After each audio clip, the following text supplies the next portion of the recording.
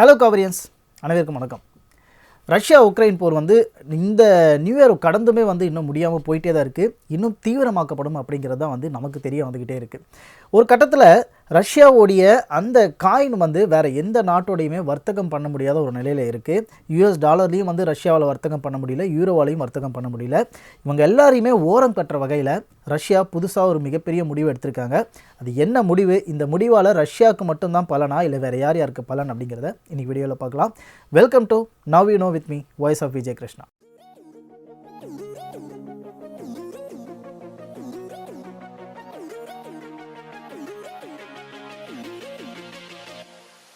ஆரம்ப காலகட்டங்களில் உக்ரைன் மீது ரஷ்யா போர் தொடுத்த அந்த நேரத்தில் பொருளாதாரத்தை முடக்கிட்டாலே இந்த போர் சீக்கிரமாக நின்றுடும் அப்படிங்கிற ஒரு ஐடியாவில் அமெரிக்கா போன்ற நாடுகள் மட்டும் இல்லாமல் மேற்கத்திய நாடுகளில் சில நாடுகளும் சேர்ந்து இவங்க மேலே பொருளாதார தடையை விதிச்சாங்க. இதனால் ரஷ்யாவை பார்த்தோம் அப்படின்னா உலகத்திலேயே அதிகப்படியாக வர்த்தகத்தில் ஈடுபடக்கூடிய யூஎஸ் டாலர், அதுக்கப்புறம் யூரோப்பில் பார்த்தீங்க அப்படின்னா அவங்களால வர்த்தகத்தில் ஈடுபடுறது ரொம்ப டஃப்பான ஒரு விஷயமா மாறிடுச்சு. ஸோ இதை கண்ட்ரோல் பண்ணணும், இதை தடுக்கணும் அப்படிங்கிறதுக்காக இதுக்கு பதிலடி கொடுக்குற விதமாக என்ன பண்ணாங்க அப்படின்னா, ரஷ்யா ஓன் கரன்சியில் இந்த வர்த்தகத்தை எல்லாம் பண்ணணும் அப்படிங்கிறதுக்காக இந்தியா சீனாவுடனான பேச்சுவார்த்தை நடத்தினாங்க. பேச்சுவார்த்தை நடத்திட்டு அதை சுமூகமாக அதன் மூலமாக நிறைய வர்த்தகத்தையும் பிளான் பண்ணியிருக்காங்க, அதை கொண்டு வந்துட்டு இருக்காங்க. ஸோ அதுக்கான முன்னெடுப்புகள் அப்படிங்கிறதும் இப்போ நடந்துட்டுருக்கு. ஸோ இந்த நிலையில் பார்த்தோம் அப்படின்னா இந்தியா ரஷ்யா கிட்டேருந்து ஆயில் பேரல்ஸ் வாங்கிட்டு இருக்காங்க. இப்போது கம்மி ரேட்டில் நமக்கு சப்ளை கிடைக்குது. ஸோ ரஷ்யாவுடைய சப்போர்ட் இந்தியாவுக்கு தேவை அப்படிங்கிறதுனால நிறைய ஆயுதங்கள் மூலமாகவும் ரஷ்யா இந்தியா உடனிணைந்து வேலை செஞ்சுட்ருக்காங்க. இப்போ AK-203 அப்படிங்கிற கன் மாடலை கூட ரஷ்யாவோட இணைந்து இந்தியா தயார் பண்ணிகிட்டு இருக்காங்க. ஸோ இந்த மாதிரியான பல விஷயங்கள் இந்தியா ரஷ்யா, சீனா ரஷ்யா அப்படிங்கிற வகையில் வர்த்தகங்கள் நடந்துகிட்டு இருக்கு. ஒரு நாட்டோடைய பொருளாதாரம் எந்த அளவுக்கு இருக்குது அப்படிங்கிறது அந்த நாட்டோடைய தங்கத்தின் இருப்பை வச்சு சொல்லலாம் அப்படிங்கிற மாதிரி சொல்லுவாங்க இல்லையா. ஸோ அந்த வகையில் ரஷ்யா எடுத்துருக்கக்கூடிய அந்த அதிரடியான முடிவு என்ன அப்படின்னு பார்த்தோம்னா, புதுசாக ஒரு கிரிப்டோ கரன்சி மூலமாக தன்னுடைய வர்த்தகத்தை கொண்டு வரத்துக்கு பிளான் பண்ணியிருக்காங்க. அதுக்கு தங்கத்தை ஒரு அசட்டாக யூஸ் பண்ணலாம் அப்படிங்கிறது ரஷ்யாவுடைய ஒரு மிகப்பெரிய மாஸ்டர் பிளான் அப்படின்னு சொல்லலாம். ஸோ இந்த ஒரு நிதி பரிமாற்றத்தை US டாலரில் பண்ண முடியாமல் இருக்க காரணத்தினால இதை சரிவர கொண்டு வரணும் அப்படிங்கிறதுக்கு தான் இப்போ ரஷ்யா பண்ணிகிட்டு இருக்கக்கூடிய அந்த பிளானே இருக்குது. இது வரைக்கும் இப்போ ரூபியில் இவங்க டிரான்சாக்ஷனை ஸ்டார்ட் பண்ணிட்டாங்க. ஸோ இதுவே US டாலரில் இருக்கக்கூடிய அந்த டிரான்சாக்ஷனை குறைக்கிறதுக்கான அதிகமான வாய்ப்புகளை உருவாக்கியிருக்கு.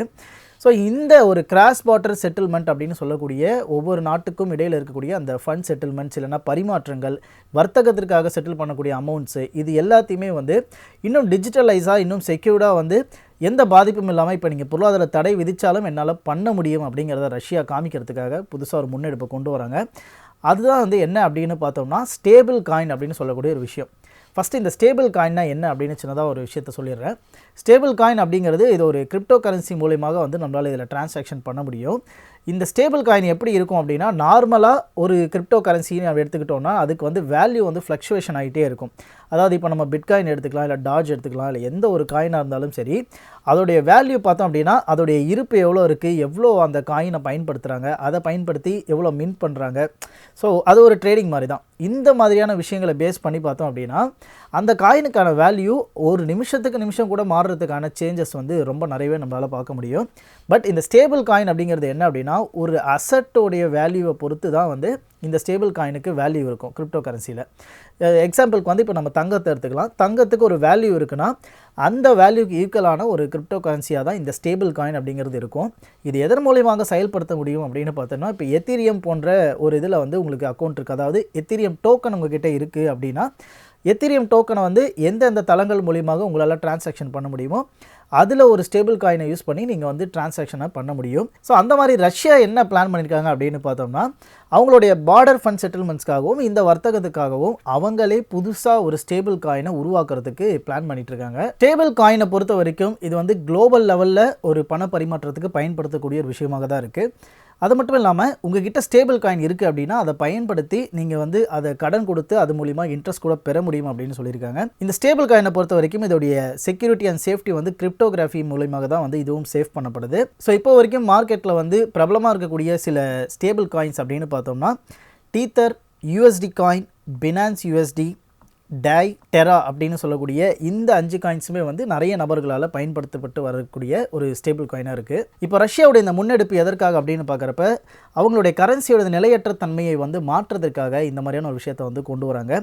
அதே மாதிரி தங்களுடைய கரன்சிலேயே இப்போ இந்தியா ருபீஸ்லேயே டிரான்சாக்ஷன் பண்ண ஆரம்பிச்சிட்டாங்க, இப்போது அவங்கவுங்க கண்ட்ரியில் இருக்கக்கூடிய கரன்சியை அவங்களே வந்து அந்த கரன்சிலே டிரான்சாக்ஷன் பண்ண ஆரம்பிச்சிட்டாங்க அப்படின்னா வேர்ல்டு டாமினன்ட் கரன்சியாக இருக்கக்கூடிய யூஎஸ் டாலருடைய வேல்யூ கண்டிப்பாக கம்மியாயிடும். ஸோ அவங்க கண்ட்ரிக்கு என்ன ப்ரைஸில் இருக்கோ அந்த ப்ரைஸ்லேயே நம்மளால் உலக தரத்தில் இருக்கக்கூடிய பொருட்களை நம்மளால் வாங்க முடியும்.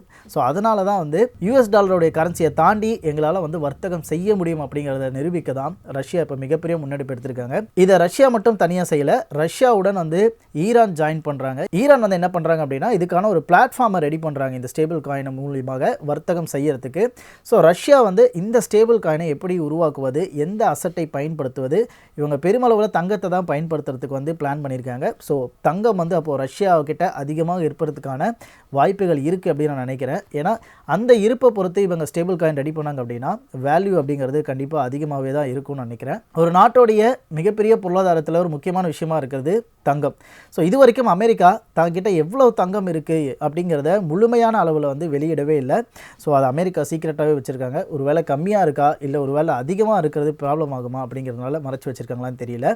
ஸோ உங்களை யாருக்காவது அதை பற்றி ஐடியா இருந்தது அப்படின்னா கண்டிப்பாக அதை கமெண்ட் செக்ஷனில் மென்ஷன் பண்ணுங்கள். ஸோ ஈரான் அண்ட் ரஷ்யா சேர்ந்து கிரியேட் பண்ணக்கூடிய இந்த ஒரு டோக்கனுக்கான பேர் என்ன அப்படின்னு பார்த்தோம்னா token of the Persian gulf region அப்படின்னு சொல்லிட்டு இதுக்கு ஒரு பேரும் வந்து வச்சுருக்காங்க. ஸோ இதில் அடுத்தடுத்து இன்ட்ரெஸ்டிங்கான விஷயங்கள் என்ன அப்படின்னு பார்த்தோம்னா சென்ட்ரல் பேங்க் ஆஃப் ஈரான், அதுக்கப்புறம் ரஷ்யாவுடைய கவர்மெண்ட், இவங்க எல்லாமே சேர்ந்து தான் இந்த ஒரு விஷயத்தை பண்ண போகிறாங்க. ஆல்ரெடி $10 மில்லியன் மதிப்பு இருக்கக்கூடிய மைனிங்காக வந்து பார்த்திங்கன்னா இந்த டிரான்சாக்ஷனை ஈரான் அண்ட் ரஷ்யாக்குள்ளே வந்து 2022 வந்து கொண்டு வரதுக்கான அந்த பிளான் பண்ணியிருந்தாங்க.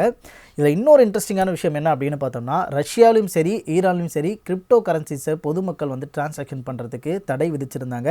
பேங்க் ஆஃப் ரஷ்யா தான் இந்த விஷயத்தை பண்ணியிருந்தாங்க. பட் இப்போ உக்ரைன் வாரால் இருக்கக்கூடிய இந்த சாங்ஷன்ஸை எப்படியாவது வந்து கொண்டு வரணும், வர்த்தகத்தை இன்னும் பெருசு பண்ணணும் அப்படிங்கிறதுக்காக இந்த நிலையான ஒரு ஸ்டேபிள் காயினை வந்து ரஷ்யா கொண்டு வர போகிறாங்க. இதை 2 நாடுகளுமே வந்து ஒரு கிரிப்டோ கரன்சி டிரான்சாக்ஷனாக வந்து அப்ரூவ் பண்ணியிருக்காங்க. இதில் வந்து நம்ம இந்த ஃப்ளக்சுவேஷன்ஸ் அப்படின்னு சொல்லியிருந்தோம், இந்த ஸ்டேபிள் காயின்னு ஈஸியாக சொல்லணும் அப்படின்னா 1:1 அப்படிங்கிற அளவுக்கு எடுத்துக்கிட்டோம்னா, அதாவது ஒரு ஸ்டேபிள் காயின் இந்திய ரூபாய் மதிப்புக்கு ₹1 அப்படின்னு எடுத்துக்கிட்டோம்னா என்னதான் இன்ஃப்ளேஷன் வந்தாலும் என்னதான் ரெசிஷன் வந்தாலும் இந்த ₹1 மதிப்பு வந்து குறையவே குறையாது, எப்போவுமே அது ₹1 தான் இருக்கும். ஸோ அதுதான் இந்த ஸ்டேபிள் காயினில் இருக்கக்கூடிய ஒரு முக்கியமான விஷயம். இதோடைய வேல்யூ அப்படிங்கிறது சேமாக தான் இருக்கும் பேஸ்ட் ஆன் அசெட். இந்த விஷயத்தை பார்த்து ரொம்ப இன்ஸ்பயரான ஜெரதாவுடைய கோஃபவுண்டர் நிக்கில் காமத் வந்து ட்விட்டரில் ட்வீட் போட்டிருந்தாரு. இந்த ஒரு ஸ்டேபிள் காயினை ரஷ்யா மட்டும் கொண்டு வந்துட்டாங்க அப்படின்னா உலக வர்த்தக சந்தையில் இது முதல் நிகழ்வாக இருக்கும், மிகப்பெரிய ஒரு அத்தியாயம் உருவாக்கப்படும் அப்படிங்கிற மாதிரி ட்வீட் ஒன்று போட்டிருக்காரு. ஸோ கண்டிப்பாக வந்து ஏன்னா ரஷ்யா, இந்தியா, சீனா, அதுக்கப்புறம் ரஷ்யாவோட நட்பு நாடுகளாக இருக்கக்கூடிய நாடுகள் எல்லாமே வந்து ஆல்மோஸ்ட் ஏஷியன் கண்ட்ரீஸில் நிறைய நாடுகள் வந்து ரஷ்யாவுக்கு நட்பு நாடுகளாக தான் இருக்குது. ஸோ இந்த கண்ட்ரீஸில் எல்லாமே ரஷ்யா இப்படி ஒரு வர்த்தகத்தை கொண்டு வந்துட்டாங்க அப்படின்னா யூஎஸ் டாலரில் நம்ம வந்து வர்த்தகம் பண்ணணும் அப்படிங்கிற அவசியம் கொஞ்சம் கொஞ்சமாக குறைய ஆரம்பிக்கும் அப்படின்னு நான் நினைக்கிறேன். ஸோ இந்த ஒரு பதிவு உங்களுக்கு ஒரு நல்ல தகவலாக இருக்கும் நம்புகிறேன். ஸோ இந்த தகவலை நிறைய பேருக்கு ஷேர் பண்ணிங்கன்னா அவங்களுக்கும் இதன் மூலமாக இருக்கக்கூடிய தகவல்கள் தெரிய வரும். மறக்காமல் காவிரி சேனலை சப்ஸ்கிரைப் பண்ணிவிட்டு அந்த பெல் நோட்டிஃபிகேஷன் மட்டும் லைட்டாக டிங்குன்னு தட்டி விட்டிங்கன்னா நோட்டிஃபிகேஷன்ஸ் உங்களுக்கு வர்றது தெரியும். ஸோ நீங்கள் வீடியோவை ஈஸியாக பார்க்கலாம். ஸோ இதே மாதிரி சப்போர்ட் பண்ணுங்கள். தேங்க்ஸ் ஃபார் வாட்சிங். பாய்.